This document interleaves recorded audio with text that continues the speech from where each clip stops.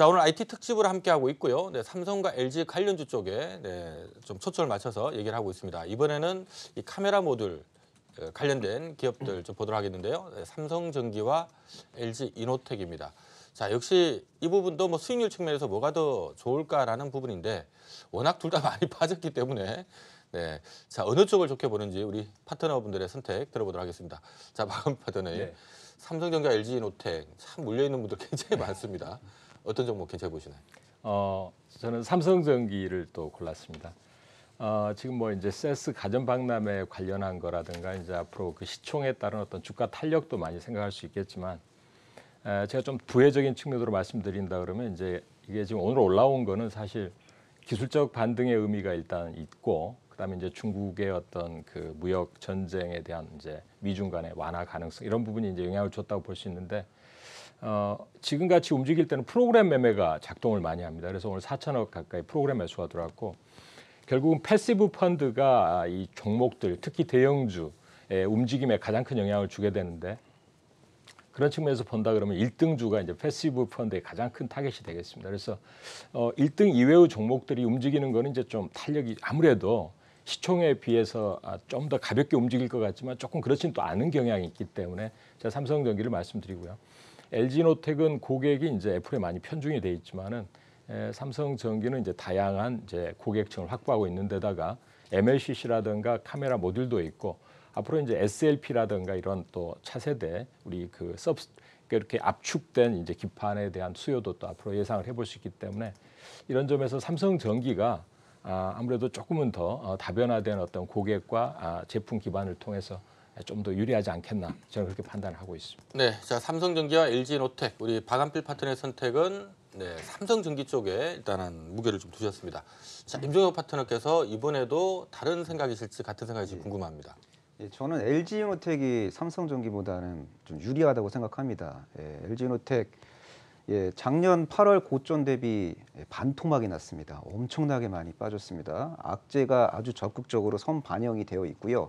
그리고 미래 발생 가능한 호재가 미반영이 되어 있는 상황이라고 저는 생각합니다. 자, 올해 상반기는요, 이 보수적인 부품 출하 계획을 잡고 내실을 다질 가능성이 높아 보입니다. 하지만 하반기 때는 역전 드라마를 연출할 가능성이 좀 높아 보입니다. 애플 그 신규 모델이 올해 9월에 출시가 될 가능성이 높아 보이는데 애플 신규 모델에요, 트리플 카메라 모듈이 탑재가 될 가능성이 아주 높고요. 그 트리플 카메라 모듈 상당 부분을 LG이노텍이 납품하게 될 가능성이 매우 높습니다.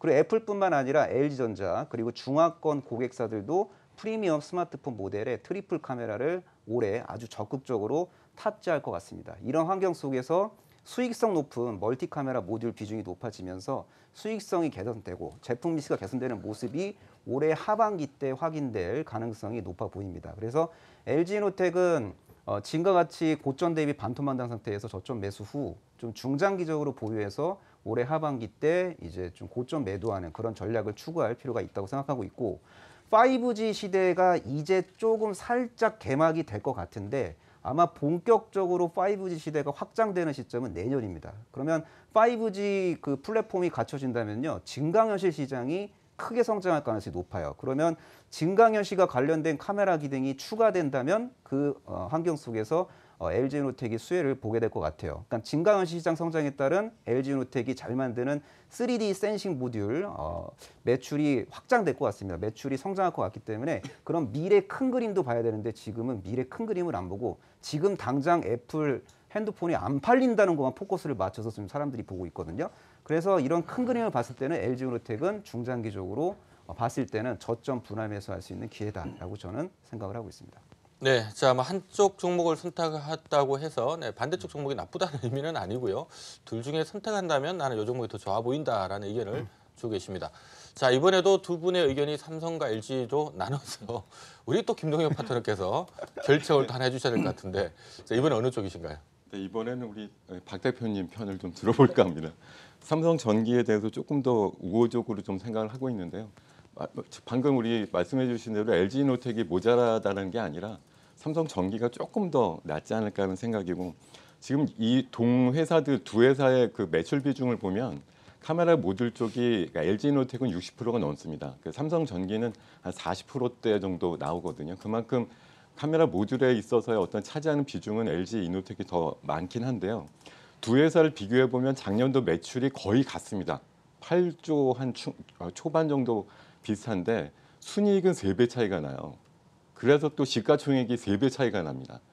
LG이노텍은 한 2조대 정도밖에 안 되고 삼성전기는 7조 한 3천억대 정도까지 지금 나오고 있는데 그런 차이가 만들어지는 게 결국 매출단은 거의 비슷한데 영업이익률이 확 차이가 나는 것이거든요. 그래서 그런 부분이 뭐 MLCC라든가 이렇게 좀 신성장 산업 비중이 좀 높은 삼성전기가 아무래도 작년에 좀 더 장사를 잘했다는 그런 가정하에 올해 같은 경우는 전장용 MLCC 훨씬 고부가가치 MLCC 시장이 더 커질 거고 여기서 차지하는 어떤 삼성전기의 비중을 감안해 봤을 때 물론 카메라 모듈만 한정한다고 하면 LG이노텍이 조금 더 나은 그 환경을 차지할 가능성이 높지만 전반적인 사업을 다 따져보면 삼성전기가 그 반등에 좀 가능성이 더 높지 않나 그렇게 좀 전망을 하겠습니다.